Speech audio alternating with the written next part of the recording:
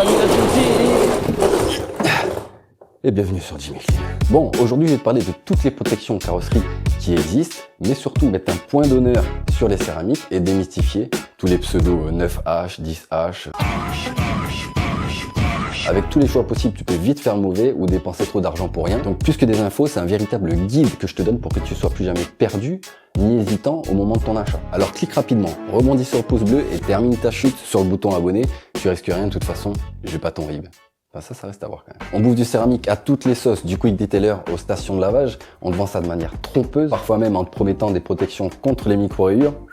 Maintenant, presque tous les produits ont cette appellation, SiO2, hybride céramique, alors que c'est pas forcément le cas, mais c'est tellement vendeur que les gens ils peuvent pas s'en empêcher. Bientôt, tu vas aller à ton supermarché, ton poulet il sera hybride céramique aussi. Alors c'est parti, on va commencer par les quick detailers. Les QD classiques, alors eux c'est simple, hein. Eau plus lubrifiant, plus tensioactif doux, parfois des polymères quand il y en a, ils servent juste en entretien entre deux lavages. Ensuite tu as les QD+, ou QD enrichis, ce qu'on appelle SiO2, céramique, etc., tout ce que tu vois marqué comme ça. Et les Quick Wax, eux déposent une couche extrêmement fine, parfois enrichie d'un peu d'SiO2, enfin des silicates très dilués ou de cire émulsionnée. Leur action principale est de modifier la tension de surface du vernis. Grâce à ça, l'eau perd, la surface paraît plus lisse au toucher, plus brillante et saleté adhère moins, mais ça à très court terme, qu'on soit clair. C'est là que toi qui débutes, tu crois avoir protégé ton vernis, berné par l'illusion du SiO2, céramique, l'effet perlant, les visuels de la petite brillance qui arrive, etc. Mais mon ami, malheureusement, je dois te le dire, ils n'ont aucune résistance aux UV, aucune résistance aux alcalins et aux acides. Les fientes d'oiseaux, c'est même pas la peine. Et les micro-rayures, on n'en parle même pas. En plus, la pellicule qui se dépose, elle est très vite éliminée par les lavages, l'oxydation et le soleil, les UV. Tu n'as aucune protection. Zéro. Tu veux que je te le montre autrement? Ça c'est Big Flo. En gros c'est bien, c'est beau, ça brille, mais ça protège rien du tout. Suivant. Les hydrocoats et les wetcoats. C'est un traitement que l'on applique sur une surface humide. J'ai dit humide, pas ruisselante. Beaucoup font cette erreur. Ils sont à base de polymères, souvent enrichis en silicate, conçus pour former une barrière protectrice qui repousse l'eau et la saleté. Ils apportent aussi une petite brillance. Ils sont 10 fois plus épais que les QD et adhèrent mieux au vernis. Pas besoin d'essuyage, donc pas de retrait de matière. Les hydros, eux, restent orientés, aident au séchage et sont en plus moins durables par rapport à la formulation. Maintenant, je vais te faire cadeau de 3 petits tips. Si jamais ton eau est calcaire, c'est l'ennemi juré du wet coat, ça tiendra pas. Donc beaucoup crient aux mauvais produits, oh, c'est de la merde, etc. Mais ça, c'est un des facteurs qui pourrait en être la cause. Deuxième chose, si tu as mal rincé ton véhicule, pour peu que tu aies utilisé un shampoing hard avant ou un shampoing de station de lavage, sachant qu'on sait qu'ils sont alcalins aussi, ou que tu avais déjà posé un QD précédemment, ça tiendra pas non plus. Le meilleur shampoing à utiliser avant de passer un hydro ou un wet coat, c'est un shampoing neutre. Un hard risquerait d'altérer la nouvelle formulation que tu vas poser dessus. Pareil, si tu as mal nettoyé ta carrosserie, les contaminants vont faire que ça n'accrochera pas non plus. Un quatrième tip, c'est bon, je te le donne quand même, si tu surcharges de produits, tu vas fragiliser le film. Un wet coat, ça se pose par petites quantités et bien réparties. Pas besoin d'en abuser, ça sert à rien, c'est contre-productif. Si tu rinces trop vite, tu vas retirer du produit plus qu'autre chose. Et si tu rinces trop tard, c'est là que tu risques les dépôts blancs et les traces d'un autre monde. Ça s'est vu dans plusieurs vidéos, des gens qui ont testé les produits et qui ont eu des traces. Ça vient de là. Tu as rincé trop tard. Et le pire là-dedans, c'est que le film ne tiendra pas non plus. Et oui, malheureusement, c'est capricieux, hein. Donc bien sûr, on va rappeler une base. Peu importe que tu fasses un polissage, un lavage, que tu poses une protection, quoi que ce soit, c'est toujours carrosserie froide, à l'ombre. Et ça, c'est une évidence. On est d'accord? Donc c'est pratique parce que ça demande très peu d'efforts de pose pour environ 3 semaines de durabilité. C'est idéal aussi pour les vernis sensibles parce qu'il n'y a pas d'action mécanique. Mais mal maîtrisé, ça peut vite tourner au vinaigre ou au cauchemar. C'est toi qui choisis. Je suis désolé, mais c'est la vérité, je peux pas mentir. Zéro protection esthétique, zéro protection. On se rapproche un peu pour la cire de Carnaúba. La Cire de Carnaúba. La cire de Carnaúba, c'est la légende du detailing pour sa brillance chaude, sa profondeur, son hydrophobie. Bon, c'est pas non plus au top, mais son hydrophobie aussi. Son défaut, sa durabilité. Entre 4 et 6 semaines, encore moins sur carrosserie exposée. Elle demande en plus une préparation exigeante. Entre 18 et 25 degrés, c'est idéal pour la pose. Au-dessus de 30 degrés, c'est même pas la peine d'essayer. Et un polissage sera vivement recommandé pour obtenir un maximum de brillance. Elle a une petite résistance chimique, mais les produits agressifs l'enlèveront très rapidement, quoi. Malheureusement, c'est le problème. La Carnaúba pure de qualité de type grade 1, grade 2 coûte cher. Et évidemment, ça se ressent dans la cire premium au niveau du prix, pouvant même atteindre pour les plus luxueuses des milliers d'euros. Il y a eu une petite anecdote qui se dit qu'il y a une cire qui s'est vendue à 28 000 euros. Je ne sais où, mais j'ai vu une petite anecdote comme ça. Elle forme une couche plus épaisse que les QD et d'un point de vue protection, elle apporte une petite résistance aux UV, également chimique, légère, mais uniquement sur une courte durée et une fiente d'oiseau par exemple finira par traverser la cire et commencer à attaquer ton vernis. On peut parler ici d'une protection tampon, temporaire, mais en aucun cas d'une barrière protectrice durable. Conclusion, protection légère, un petit peu plus esthétique. Suivant. Les cires synthétiques et hybrides. Les cires synthétiques, ce sont des polymères synthétiques. Les particules fusionnent entre elles et viennent se lier faiblement au vernis, ce qui leur apporte une vraie tenue comparée aux précédentes. Elles jouent un rôle sacrificiel pour le vernis, mais restent quand même limitées. Au niveau des UV, la protection sera de faible à modérée. La protection des pH entre 4 et 10, on va dire de manière raisonnable, avec une durabilité de 2 à 6 mois en fonction de la formulation et ton entretien, évidemment, c'est le plus important. Les cires hybrides, elles, mélange de cire naturelle et de polymères synthétiques, combinent la brillance d'une cire naturelle et la durabilité d'une cire synthétique. Alors là, c'est le meilleur des deux mondes, hein. L'éclat intense de la Carnauba d'un côté et une protection contre les éléments. Quoi demander de mieux? Ta peinture paraît plus profonde et plus vive, mais en plus, tu obtiens une durabilité de 2 à 6 mois, contrairement à la Carnauba elle seule qui fait 3 semaines à 4 semaines à peu près. Quand même, c'est un très très bon compromis. Je la classe donc en protection acceptable. Les scellants synthétiques. Un scellant synthétique est formulé à partir de polymères synthétiques, parfois avec siloxane. Il crée une couche protectrice sur le vernis, ajoute une brillance nette, froide, type miroir, et facilite le lavage, repousse l'eau et la saleté. À la différence là que les polymères utilisés s'attachent mécaniquement à la carrosserie et partiellement chimiquement, ce qui fait qu'à ce niveau-là, tu vas avoir une meilleure, bien meilleure résistance, que ce soit chimique ou même au niveau des UV. Avec les scellants synthétiques, on rentre dans la première catégorie de protection réellement fonctionnelle. Dans la pratique, les scellants offrent une protection mesurable contre les pluies acides et la pollution, et ça sur plusieurs mois. Ils ralentissent de manière significative les attaques chimiques, notamment celles des fientes d'oiseaux, mais attention, ça les rend pas non plus invulnérables. Ce sont des protections adaptées pour un véhicule utilisé au quotidien, à condition de rester réaliste sur leurs limites évidemment. Ça va de soi. T'as vu là? Il n'y a plus de produits. Ah, il fait trop froid, je les ai rangés, je les ai mis à l'abri au chaud. Tu peux éventuellement mettre une deuxième couche si ça te fait plaisir, mais par contre il faudra que tu attendes entre 12 et 24 heures. Si tu n'attends pas assez, le film risque d'être instable et à ce moment-là, tu vas bousiller tout ton travail. Et surtout, ne rajoute rien par-dessus, c'est complètement inutile. Et en plus, ça peut être contre-productif en fonction des technologies que tu choisis. À la limite, mets une deuxième couche, ça sera la meilleure des solutions. Et éventuellement, tu peux rajouter une petite Carnauba par-dessus, mais bon, je ne veux pas rentrer dans le détail à la base. Je voulais juste te faire la vidéo sur les protections, que tu comprennes. Donc on va pas non plus rentrer trop dans le détail, sinon on va s'éparpiller. Je suis en train de m'éparpiller, je m'éparpille, tu t'éparpilles, nous nous éparpillons, vous vous éparpillez, vous vous éparpillez. Et j'ai froid, quoi. Tu t'en fous, toi, j'ai froid. Mais le pouce, j'ai froid, moi. Après, on va être honnête aussi, il résiste mal aux hautes températures, il bloque pas réellement les UV, il résiste quand même mal aux shampoings répétitifs agressifs et à la pollution. Il est là seulement pratiquement pour réduire l'oxydation, lutter contre l'oxydation. Évidemment, pour ce type de protection, une bonne préparation est recommandée pour l'accroche et la durabilité. Il rentre dans la catégorie protection et reste accessible aux amateurs. Profitez-en. C'est parti. Suivant. Les céramiques en spray. Les céramiques en spray apportent une véritable protection chimique grâce à leur capacité à se lier au vernis. Leur résistance aux UV est nettement améliorée. L'inertie chimique face aux acides et aux alcalins est bien plus élevée. Et les attaques liées aux fientes d'oiseaux et aux insectes sont vraiment bien ralenties. L'inertie chimique, pour t'expliquer parce que tout le monde ne comprend pas, c'est la capacité à la surface de ne pas réagir chimiquement face aux agressions extérieures. Ça veut dire qu'elle reste stable et elle ne se détruit pas. Ou alors vraiment de manière fluide, progressive. Ça veut dire en gros que pour la détruire, faut y aller, quoi. Faut y aller, encore et encore, encore et encore, comme dirait Cabrel. Leur point faible, et bien sûr, il y en a un, c'est leur faible épaisseur, ce qui les rend sensibles au mauvais lavage et à l'usure mécanique. Il s'agit quand même d'une vraie protection bien supérieure à tout celle citée précédemment.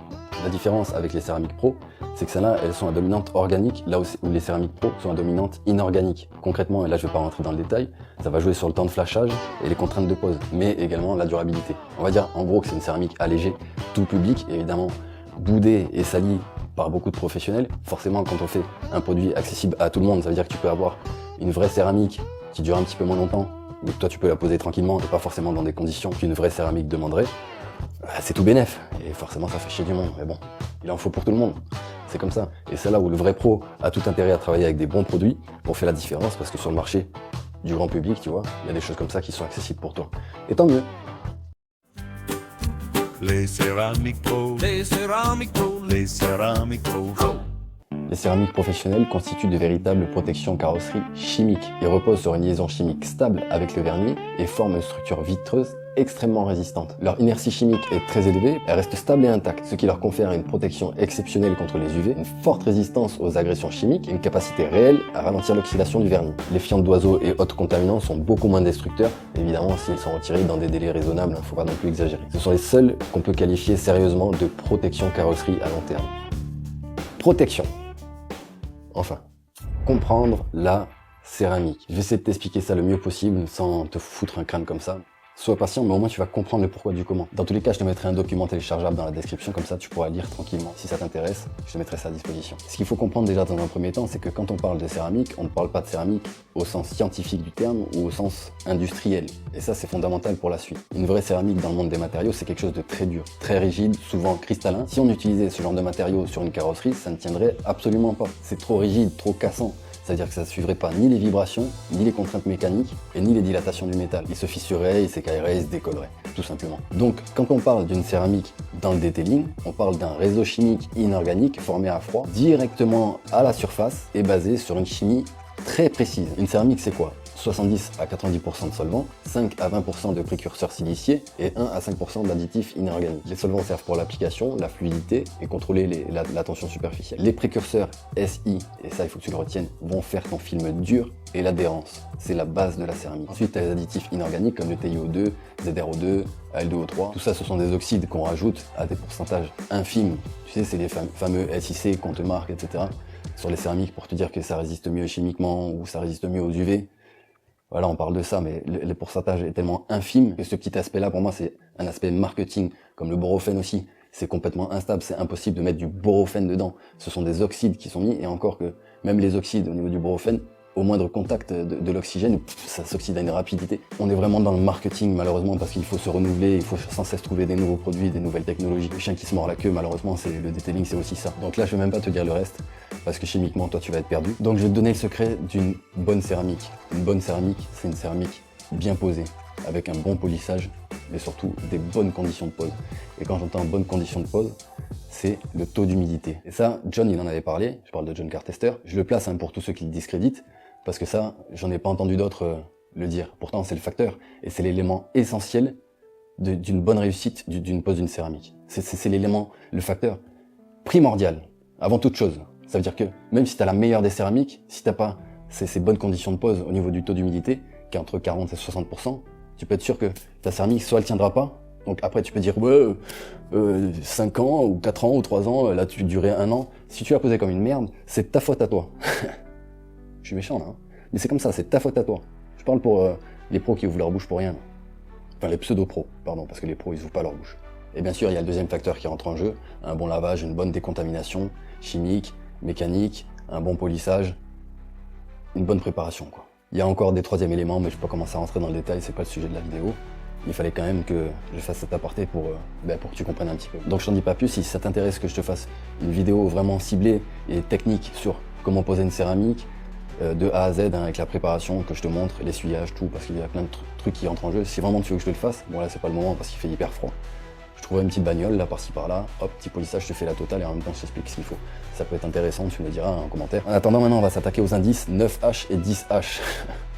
Putain, ça aussi quelle belle connerie, putain. Mais comment vous pouvez gober des choses comme ça? 9H, 9 plus H, 9, 10H, plus, là. Arrêtez, putain, arrêtez. Tu sais d'où ça vient ça, les 9H, 10H? Ça vient du test au crayon. C'est-à-dire que tu prends un crayon, tu as une force donnée dessus, il tire un trait avec la force, si ça résiste, il se passe quoi si ça résiste?